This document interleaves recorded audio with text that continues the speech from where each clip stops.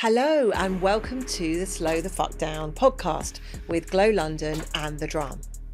I'm Emma Harris, Chief of Glow London and founder of the Slow the Fuck Down movement. In May 22, I had a completely out of the blue cardiac arrest and the odds of 96-4 surviving unscathed. Since then, I've been committed to sharing the perspective I'm now blessed with, that many of us are wasting the precious time we have on this planet with unsustainable pace and stress. In a world that's only getting faster, we're here to remind you that slowing down isn't just good for your health. It's about creating the right focus, making the right choices, and most importantly, achieving the life you want both in and out of work. In each episode, I'll welcome some fabulous guests onto the show to share their stories of how slowing down or not has affected their lives, their teams, and their businesses. Let's get started.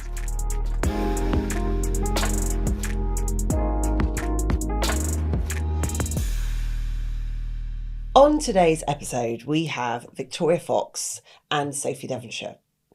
Victoria is the powerhouse CEO transforming AAR from pitch pros to marketing ops masters. With 2 decades agency side across digital media and CRM and more, she knows exactly how to get marketing firing on all cylinders. Twice named FT Global Champion of Women in Business and a proud WACL member, Victoria's all about impact, equality and fixing what's broken. She is one of the most impressive leaders I have ever had the privilege of working with. She's all about sharp insight, big energy and prides herself on being a bit of a loosey-goosey, which means being flexible. She's also a mum of kids and animals and one of the most impressive people I know. Joining Victoria today and talking of impressive people, we also have Sophie Devonshire, CEO of the Marketing Society, an all-round powerhouse. Sophie's career is a masterclass in momentum. She's done it all. She started client-side with global giants like P&G and Coca-Cola, and then became a serial entrepreneur running high-growth startups and agencies, including being the brains behind the strategic consultancy, the Caffeine Partnership. Her books Super Fast and Love Work have inspired leaders worldwide, and her high energy keynotes light up stages on everything from 21st century leadership to the future of work. Sophie's mission: to connect people, spark ideas and accelerate meaningful change. Today's episode is going to be amazing. I feel incredibly proud to introduce you to Sophie and Vic. Welcome both of you. Thank you for being here. It's brilliant to be here. Absolutely lovely intro. Thank you. Very overexcited. I need to calm down. So the question I ask on the podcast every episode is the same one. How did we get here? And by here I mean in this environment we're in at the moment where there's a huge amount of pressure, huge amount of overwhelm. Things feel incredibly fast, lots of redundancies and pressure, and on a global scale. I mean, I'm sort of slightly answering the question, but, you know, why do you think things are so difficult for the industry at the moment? So, do you want to start with that one? Well, there are so many things that have happened in the last decade, last 15 years, which are mainly tech-driven. So we've had the great acceleration where tech has built on tech, platform on platform, until what we've had is effectively compound interest with everything moving super fast and there being a lot of pressure there. Alongside that, we've got the ambition of so many people involved and what happens with capitalism. And we're at a moment right now where a lot of things are coming together and putting personal pressure on the human as they face up to what's happening with that intense pressure and pace. We've got some kind of velocity vortex going on that's drawing people in. So it's a really important moment for us to be having this conversation, to be pausing, for you to be doing this podcast where we think about what next. I totally agree. I think about this quite a lot, how we got here, and Sophie's just described a lot of the perfect storm. I would probably add as well that I think COVID, we really rewired how we live and work, but I don't think we ever stopped and really looked at how emotionally and operationally we needed to adapt after it. So you then layer on the tech changes and you layer on the economic challenges that everyone's facing, more for less. And then you add in fear. And I think fear is something that I feel really accelerates the whole situation, because you are making decisions because of fear of not living up to expectations, fear of other people's opinions, fear of losing your job. And that is like the perfect storm that creates this vortex that you describe. And it's hard to see because you can see fear in people's eyes at the moment. Yeah. Sherilyn Shackle talks a lot about CMOs living in this constant fear of losing their jobs and what that's actually doing to their leadership, to what's happening in their teams. I mean, obviously, I completely agree with you. A huge part of Slow the Fuck Down is about recognising it's hard. Yeah. It's tough out there. Let's try and separate the bits that are real, that are, the Yes. inevitability of, Vic, you always say data and technology has driven a truck through everything we're doing. That's real. That's not going to change. No. In fact, as Martha Lane Fox said at your conference, so today is the slowest day of the rest of our lives. Yet there's the pressure that we put under ourselves, separating that, because that's just adding so much to it, and it doesn't exist. And I'm always talking to people about recognize the difference between your imagination and reality, and create the behaviors that come from what's actually real by being really present. But yes, I think you're right. It's the additive nature of what's going on globally, war, political uncertainty. Trump's going to kill us all. There's so much going on. How are you doing? Personally, how are you guys doing in all of this? Just to pick up on that point about fear as well, because absolutely, I mean, it is very easy to be overwhelmed by everything that's going on. I don't think this is a completely unique moment in history. Of course, if you start looking back, there have always been moments where the geopolitical craziness that goes on has felt like there's pressure. I do think there's a moment in time to be aware of. But that thought of fear, when you talk about it, is so sad. And we do all feel it, of course, when we allow ourselves to think about it. But fear is the opposite of innovation. You can't make great things happen. And fear stops us enjoying the work we have when we have it. And we spend 90,000 hours of our one wild and precious life at work. So it's really interesting to start to talk about how can we separate reality and whatever. And how am I doing? I'm doing all right. Partly because I'm part of conversations like this, because I am talking to other people, hearing from other great people about how we manage this together. So there is definitely something about knowing that we're not alone as we go through all this. And also looking for where the opportunities are, because there's some terrifying things happening. There's some terrific things that are potentially there for people as well. Yes, and trying to look at that does help a little bit. Yeah. I think there is huge opportunity in it, and it is trying to balance those two things. How am I think it's a question that is not about, at any point in time, I can't answer that distinctly, because last week I was running on empty and probably felt like with travel added into the mix, I was in New York for 8 days, and on top of stuff going on at home, I felt totally out of control. A week later, and a bit of grounding and talking to yourself and realizing you can only control the controllables, and I feel really good. So I think it's up and down, and I think I'm honest with myself about the fact that that's okay, that some weeks are better than others, and over the year I'm really good. Yeah. Interesting to notice that net effect and not focus on the downside, which again we tend to do. Our natural negative bias, which we're all reprogrammed with, our fight or flight, we'll focus and stick with those negatives. So yeah, finding those moments and recognizing, I know I'll be okay in a bit. Yes, I know what it's I need coming. to do, which we'll talk about in a bit. What is it you need to do to get there? So super fast. It's as if you had a crystal ball. I mean, you wrote it in 2018, which when I actually was doing my research for this, I could not believe that, it was like you had a lens on the future. Superfast is exactly, for those of you that haven't read it, is all about how you manage leadership in time of change. It's about being a leader who's responsive to change, because we absolutely have to be. Things are moving so fast, yet at the same time remembering you've got to take your people with you, being responsible, being an authentic leader. How do you, if you could just, for the people that haven't read it, give your thoughts on it? It's so pertinent at the moment. How do you manage to tread both those lines of having the pace whilst looking after your people? It's so interesting because you're absolutely right. It feels like it's resonating a lot with people at the moment. I'm getting people rereading it. We're talking about it a lot. It's the second wave of the great acceleration that we're in right now.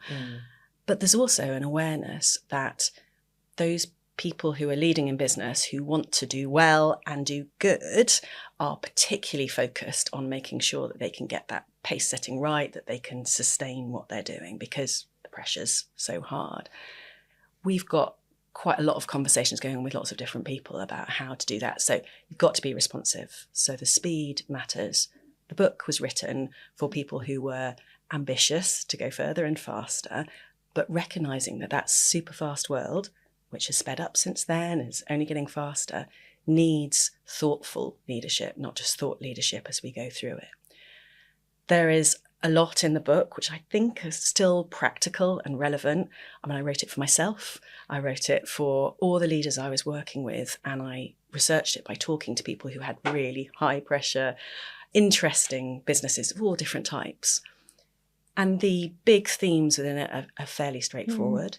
It is about what you can do, and it is all about you and the ownership of the inner game and working out how you survive, how you thrive, not just manage, and how you consciously lead, moving fast but in the right direction. So we talk a lot about the concept of velocity versus speed. Velocity, very simply, as a lovely engineer once told me from McLaren and Imperial College, said the same thing.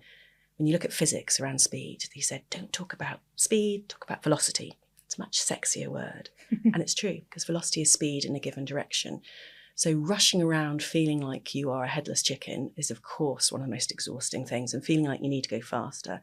But having that sense of direction really, really helps. So one of the big things that's come out is the idea of velocity and how you manage that. But there's also a lot in there. It is all about you. Yeah. But it's not just about you. It's about your team. It's about your tribe. It's about your community. It's about your friends. It's about the industry. And making sure that you understand, it's absolutely the heart of the marketing society, that together you can always achieve more than alone. So bringing that together, it's more relevant than ever. If we want to go at the right pace and enjoy the ride a little bit and not be driven just by fear and by the craziness of it all, if we want to have that agility ability that we definitely need right now, we need other people. We need the thinking. We need the tips and tools and techniques to make sure we're managing ourselves and leading ourselves every single day, as much as helping all our teams feel good about it. I love that. Velocity. I'm so stealing that. It's so true as well, because a lot of the people we're working with, there's so much going on that they've lost the clarity. I agree. They've and also marketing departments, because they're under so much pressure. Anyone with a phone that's got Instagram thinks they know marketing, so they're getting it from all sides. And actually, the work we're doing a lot is, what's the direction? What is the vision? And amazing how many people don't have that real clarity, because they've lost the way, because the speed has taken over. That's absolutely brilliant. It's brilliant, isn't it? It's absolutely just brilliant. Spot on in terms of what we see as well, which is that marketing has, to an extent, become the yes discipline within the organisation. And actually, if you're really clear about the business strategy and where marketing strategy fits into that, and then build your marketing operating model to allow you to move and do the jobs that it needs to do within marketing to achieve that marketing strategy, it's all aligned upwards. And then people know where they're going, because there's lots of change, and we see restructure after restructure.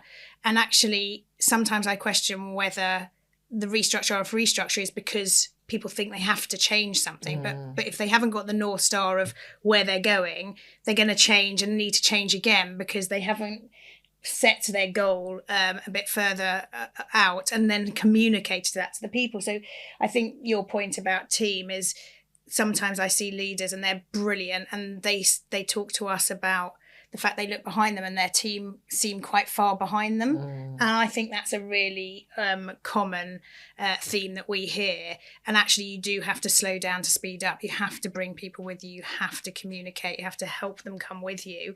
And then when you've slowed down to bring them with you, then you'll speed up, because you're all doing it together, and together is the way that we can achieve the most change. Can I just pick up, because I think there's some brilliant points in there, just to pick up on a few of them. So that idea of us needing to find the filter, the foundation, the frameworks to help people, which absolutely a lot of what you do, a lot of what good marketeers, we talk within the Marketing Society about, we're for marketeers who mean business. So aligning that properly to the business strategy just helps get that clarity in the framework and bringing it all together, and the brand and the purpose, whatever's going on, giving people that framework, you're right, really helps people give a sense of what's not going to change even in the short term, which calms everyone down, and then bringing it all together so that there is that sense of momentum and the complexity of change. We all know the psychology of how uncomfortable people are with that and how few people really want to be the change leaders, right? And then, as you say, you've got the leaders who are looking behind them and feeling that they're far behind. They're the pace setters, they're the pioneers, they're the ones looking ahead, which is actually quite hard because there's a variable pace of what's going on in different styles. And then they, of course, very easily get exhausted because they feel like they're owning, leading the race. It's fascinating. It's fascinating. It is. Yeah, and people are going slower behind them because they haven't managed to create that clarity. And often when these pace setters, they've got all this vision, but they've not been able to translate it. And we do it all ourselves. We have so much assumed knowledge, and then we're amazed that people aren't reading our minds. Yep. But I'm a big fan of a strategy on a page, or a soap, as we call it. And it's so rare how many people that we know that don't have a strategy on a page. And it's understanding, of course, there are different learning types. Some people will need the 64-page deck. But if you have got a strategy on a page that's very clear in terms of this is the North Star, this is the customer anchors, so this is what the reason why we're doing this, which has got the customer at the heart. These are the key things we're doing, both a BAU and then a transformation. And then what are the foundations that sit underneath that? And the amount of times we present that and people say, oh, yeah, we haven't got that. And then once they've built that and everyone starts saying the same thing, it's that classic thing is if you don't know where north is, yet you're telling everyone to run, you've just got a bunch of people running in different directions. And add to that, I think something we have to acknowledge is that with all the pace of technological change, how can we all know what to do in this environment? We have to be able to put our hands up and say, help me, teach me. And one of the things we see is fear of saying, I don't know. So there's a lot of buzzword bingo, bullshit bingo we call it, because if you scratch below the surface, there are some really complex things going on around data and technology. And everyone's got that thin layer of knowledge because they have to, because it makes them look like they are able to keep up with where we are. But you scratch below the surface and they don't know really about what it really takes to make that happen. And therefore they're sending people off on wrong directions. So if you're a great leader, you also have to be able to say, I don't know, but I can find out. I can ask the right questions. I can have the right people around me, and let everyone have the help to get to where they need to get to. Training, upskilling, helping people to see where they're going. We need to help people to move into this next chapter more. And I don't know means you're curious to know. Yes. If you can sit in I don't know, that opens you up. I mean, we're not taught like that, are we? At school, we're taught find the answer, know the answer. And actually that being comfortable with I don't know as a leader is incredibly powerful. There's a really delicate balance there as well. I think you're absolutely right. And I think curiosity right now, which is, of course, the marketer's superpower and is brilliant, is the most important thing. What's positive about right now in lots of ways is that no one is an expert. No. You cannot possibly be. So acknowledging that and sharing it is great. I think there's a slight caveat because we've talked for years about vulnerability and openness and warmth as leaders, which is very important. There is definitely, and we can see it, the allure of certainty. We see it in politics, we see it in certain leadership. So there is a balance between I don't know, and I'm going to find out, and saying that all the time, and saying it to your team and giving them the psychological safety to do it, but also saying, this is what I do know. And to go back to your point about the soap, about the framework, the best leaders work hard at being editors with all the stuff that's going on, or they work with brilliant consultants and experts to help them do that. But seriously, to condense it down, it's really hard to do, but condense it down. Really the three things, the thing on a page, the things people need to remember. Right. It's a combination of that really clear direction of travel with the and the curiosity to find out how to do it brilliantly on the way, isn't it? You can't possibly know everything, but you do need to help people to see that there's a clarity and a direction of travel that you've got a really mapped out for people. Yeah, I agree. And Vic, as a leader who the last couple of years has been in transformation mode, you have led a huge transformation at AAR, from this new positioning, all of the consultants to the marketing industry and focusing on operating models. How have you managed to navigate the last 2 years driving this massive change whilst also running a business? That, for a lot of leaders, is the challenge, is that, that we're often brought in to help with that problem, is that we've got to run the day to day. I've got a team of people who've got their head down. I also need them to change. I don't have a whole team of transformation. We've all got to do both. How have you managed to lead that?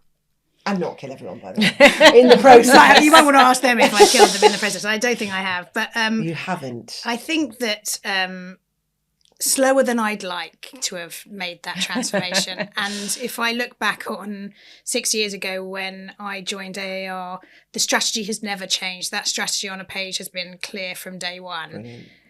The culture change, the people change, the belief change has been really, really much harder than I thought, slower than I thought, because people have to get comfortable with it and then move together. And so impatience had to be put aside for a bit. And I also think that part of the change has been really being very communicative all the time. This is where we're going. This is where we're going. This is how we're going to get there. And there will be twists and turns, but that North Star has been consistent throughout. And it is harder in a small business. I've run big global businesses, and this is a small consultancy. It's more personal. When you can look the people in the eye, everyone is someone who's got a very close relationship to you. It's very hard to be dispassionate about the change. You have to do it with the people in mind, and that slows things down. But I think we have slowed down, and now we are really speeding up, and I can really feel that acceleration. Maybe 2 years later than I would have liked. But perception change is the other thing that's impossible. This is a 50-year-old startup, AAR. It's been around 50 years. People know it in one box, and they keep you in that box. So you have to keep saying, keep showing, keep making the impact to make people realise that it's a different business.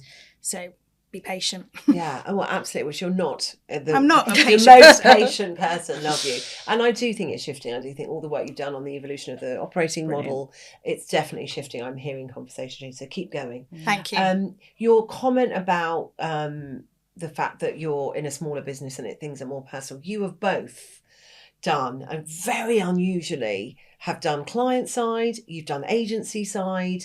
Now you're in a 50-year-old startup. So if you ran a startup, you're now running the society.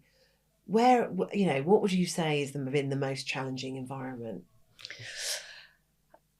It's so interesting, the different challenges for everybody, and everybody feels it's different. And I love having worked in and as a consultant with different types of businesses. And of course, you see the same things. You see the impatient leader. You've got to be an impatient leader who has to be patient with the people. The hardest thing for me definitely is founding a startup. I remember, so Will King, who founded King of Shaves, who's one of my contributors, I had 100 people who contributed to Super Fast Eat at Speed, sitting with him in a place, and him talking about, nobody will ever understand when it's your own business. I have lots of amazing friends who've worked in corporate roles for years, who are entrepreneurs, want to do it. There is definitely, when it's your own business, different. And that's invaluable, because it means then you can help those people who are doing that and understand and talking it through. But there's the issues are all the same. They are, how do you bring people with you, big and small? There is never enough money. There's never enough time. I spend this time telling my team, who, when we have to be really resourceful, that it's always an issue. For when I worked in Coca-Cola or in places where, in theory, there's big budgets, there's just never enough.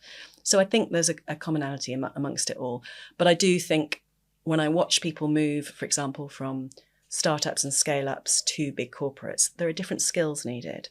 So the matrix influence side of it all. Yeah, the stakeholders. But a lot of, when you talk about leading marketing, not just doing marketing, it is absolutely the most important things right now continue to be the same. Human understanding your customer, absolutely critical. That's why we're so powerful, why it's so important, because we can be that person inside the business.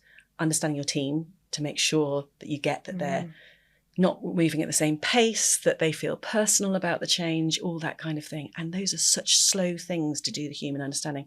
But then I am really interested and focused in on how do we find the shortcuts, the ways of speeding things up, who and what can be the accelerators, because then you can use tech for good, and it is an incredible power at the moment. Then you can use what other people have learned to build on it. You can use the best people around, partners, consultants, experts. So wherever you are, I think, and I definitely, when I had my own startup as well, I didn't learn this quickly enough. Asking for help, using other people, building that up. That's true wherever you are, whatever organisation you're in. Understanding you cannot do it alone remains very, very important. Yeah, that tribe piece is so important. At my 50th, yes, I am over 50. I stood up and said 5 things I've learned in 50 years, and that was one of them, which is find your tribe and stick with it. And it's so true. We talk a lot about energy management. Yes. And how most people in your life are taking energy from you, and actually working out who the people are around you, not only you can learn from, but who give you that energy. You are 2 of those people in my life.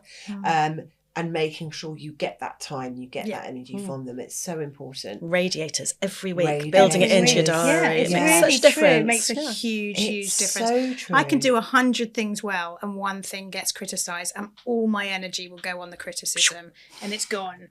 And so you have to protect that energy. And yes, sometimes you need to take on the criticism, 100%. But be careful you're not surrounding yourself with people who focus on the criticism. If you're the type of person that's where your energy gets drawn to, because where your focus goes, your energy flows. And I really believe that. So I think surround yourself with people who help you to place your energies where it's most positively impactful. Yeah. But the tribe piece is also the different perspectives. So somebody who'll challenge you, somebody who'll boost you, somebody who'll bring an idea from, I've just got back from being overseas, and, bringing ideas from different parts of the world gives you different perspectives. So, but they're still radiators, even if they're bringing you ideas, or even boosts. Giving you a perspective that's not quite right. They're framing it in a way that you adopt it with positive energy rather than it drains you into questioning yourself, which we can all fall into that spiral of, am I doing it right? Is this right? Is this right? But I think you have to have conviction at the moment as well. You can also have people who challenge you who are still radiators as well. That's what I mean. Yeah, exactly. It's about doing it in the right way. Doing it in the right way. Critical friends. Yeah, so they're essential which is so to you. important. Yeah, you play that role for me. Thank you. And yes, well, likewise, both of you. It is so important not to surround yourself with yes men. Yeah. Because otherwise, you're just going to think everything you're doing, it won't. How can you get better? Change is the only constant in life. That was Heraclitus, the Greek philosopher. Very well. So over to you. Thank you for remembering that one. Yes. Yeah. So Vic, same question for you really, because obviously having been both sides, what do you think the differences in terms of the challenges? Because you ran Leader, and that's when I met you. I was your client. Yeah. And you worked like you were a steam train.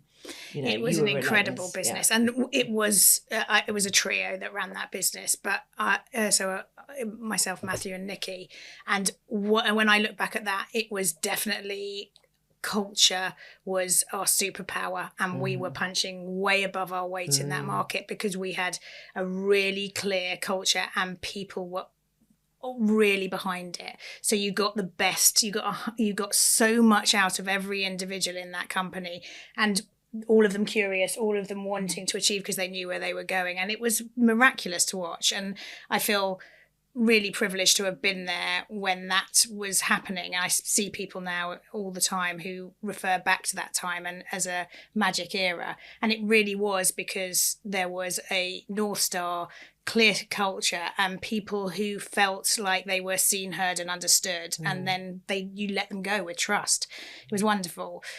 Do I think that agencies or startups or clients are any one of them is more difficult. No, I think they've all got challenges. I think agencies at the moment, it is really, really hard for, partly because I think the margins have been being eroded for a long time. And what's been happening is it's really hard to make tough leadership decisions about resourcing and where to place energies, especially when unrealistic targets are still on their heads. So you push your people too far. And I think because of the brilliant passion, creativity that agencies are able to create, sometimes they can fall into a service mentality and the yes side, and maybe it's gone too far and they haven't kept up as much with the pace of change of clients. But they're a wonderful part of our industry, and we need to protect it, but we also need to look after people within those organizations by making tough decisions. I love what Sherilyn said about don't be afraid of being sacked, because then you're going to make the wrong decisions and drive the wrong behaviours within your organisation. So we need strong leaders who are willing to stand up for what's right. Yeah, and it is a real challenge, having been also both sides. I remember being at Eurostar, choosing sleep versus work. It was absolutely relentless. And thinking that my agency partners just all looked a little bit easy and fun over there because they were doing, the fun creative stuff. And, I was spending time in the depot and energising the product team and trying to drive the brand to customer services. And then when I'm on the other side, I'm like, clients have just got to think about one thing. Imagine we're thinking about so many different things.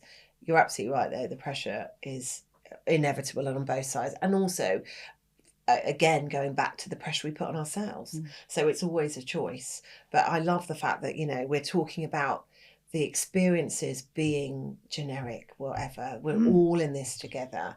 And doing that piece around, like you said, slow the fuck down is about speeding up. It's about pausing to make sure we know where we're going. We know how to take our people. We talk about belief, clarity and unity. So being really clear on what the vision is, bringing everyone on that journey and driving that belief, because if people don't believe that what you're doing is achievable, then they won't get there. It's sort of same shit, different day, isn't it? But prioritization is something I think is so missed all over the place in every organization, client, agency, startup. Is you can't do everything, so you have to be choiceful. Is that a word? Absolutely. It is now. But when people are firing at you, how do you say, yes, we'll do that, but we need to reprioritize somewhere else? Sequencing. Lovely. Love that. Has there been a time, Soph, and I'll come to you and ask the same thing in a minute, Vic, when you haven't managed to juggle both sides and you haven't looked after yourself? Of course. It's happened so many times, and it's so interesting to be at the stage I'm at now and be so aware of being able to watch that now. So, startup business, launching my book around everything else. There was a moment when I was absolutely burnt out. I feel like I have a relatively high level of stamina and energy, so I'll keep going, and I've always done that, and then suddenly get to a point where it's too much. But now I've learned, so the energy management for me is a religion, and it's a mantra, and it's the heart of everything. There's a really interesting thing, which is, it's actually rocket science, properly rocket science, the concept of max Q. So on a rocket ship, the moment at which the dynamic pressure starts to create damage to the ship is called max Q. And all the aeronautical engineers absolutely obsess about what is that moment and watching it in your team, so you can push everybody to their full potential without getting to max Q. Doing it to yourself and finding ways to manage that is really, really critical. So building in the pauses all the way through. It's definitely something you're brilliant, Emma, at thinking about the language and how it makes people feel. And I know all the impatient leaders I've ever known and worked with, myself included, if you tell us to slow down, if you tell us to stop, it does feel like, come on, we've got important, exciting things to do if you're driven. But building in the pauses for the team, the pre-mortem before it happens, the pause halfway through, the pause after it all, to slow down, to think, and building in the pauses, for me, I've definitely learned it, because I'm miserable I'm exhausted, I'm grumpy, I have no perspective, I can't be creative if the energy goes.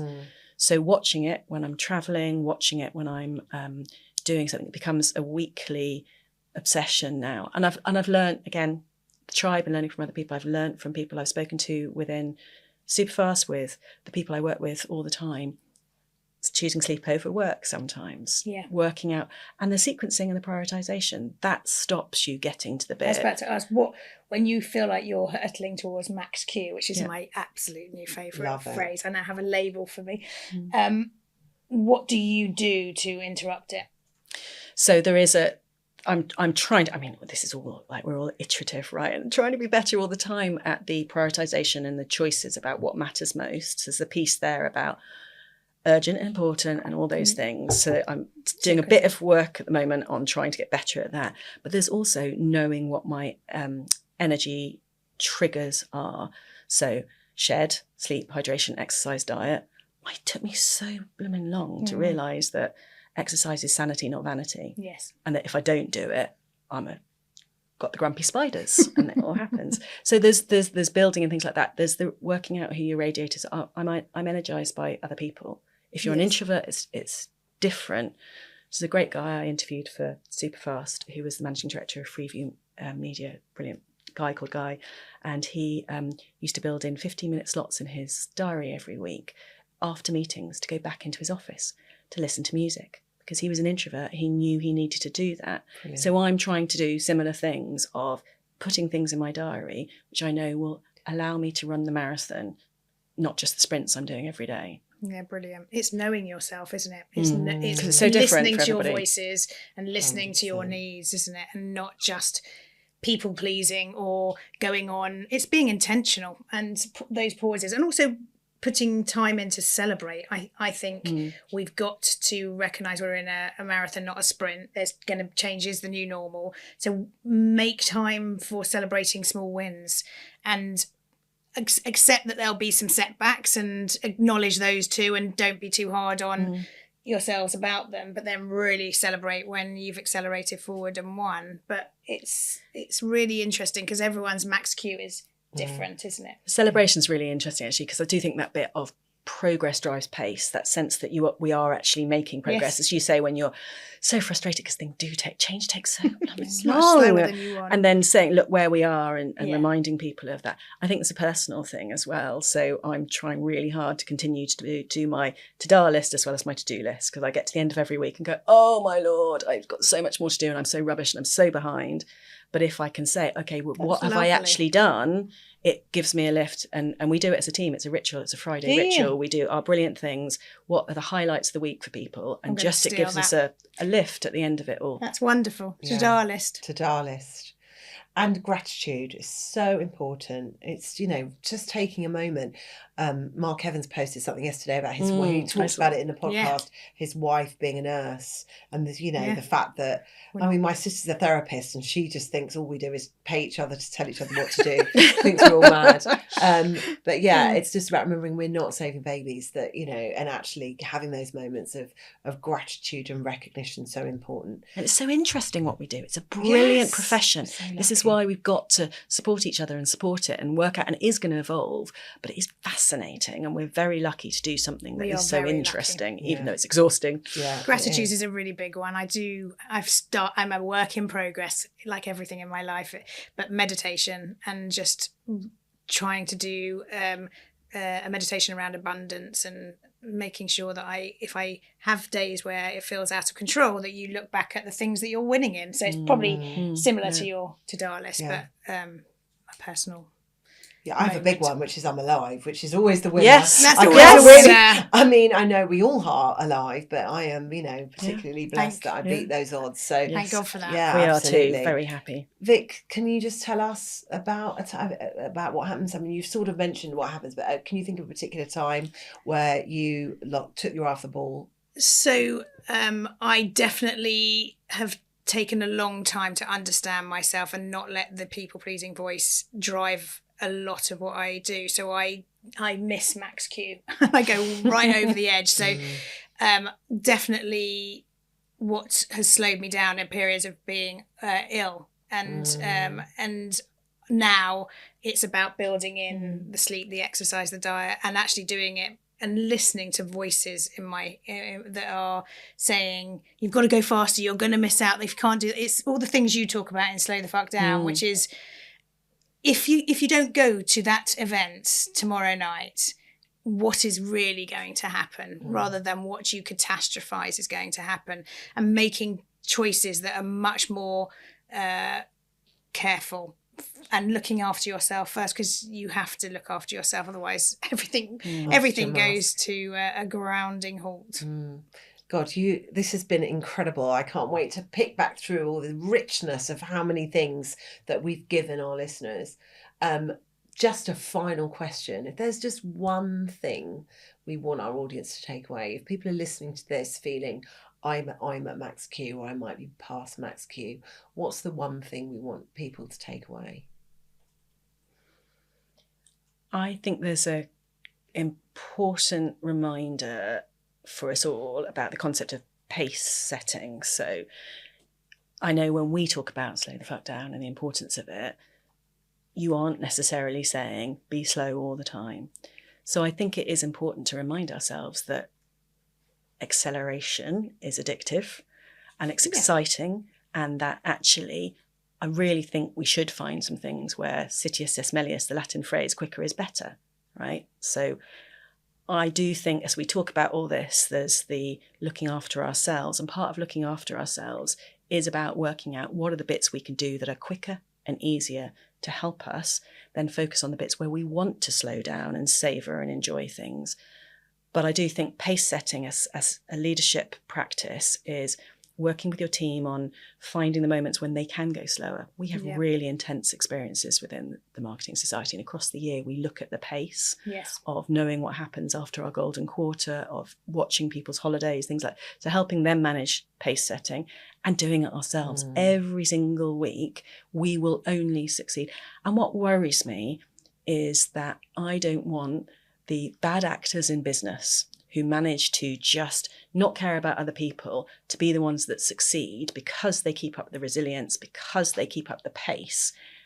We have got to find ways of helping smart, good people be able to survive and thrive through all this and set the right pace for other people, so that we can have human-centred, valuable business that's driven by customer understanding and all these great things, but with the right people enjoying their 90,000 hours at work. Here's to that.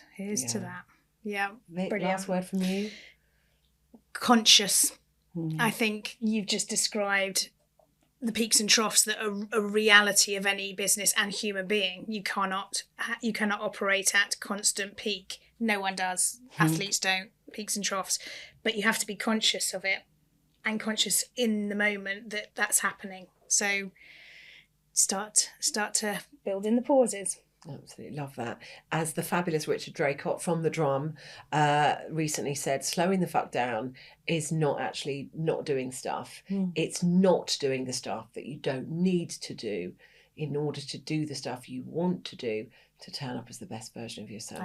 Genius. Brilliant. Genius. Really, you guys have been amazing. Thank you for so having us. very much. Thank you for listening. So much fun. Really fun. To Slow the Fuck Down with Glow London and The Drum. And we'll see you next time. Thank you for listening to the Slow the Fuck Down podcast with Glow London and The Drum. If you found this episode interesting and insightful, please help us spread the word by giving us a follow or sharing it with your friends. And if you feel inclined to give us a quick review, that would be awesome. Let's all do what we can to help the world slow the fuck down.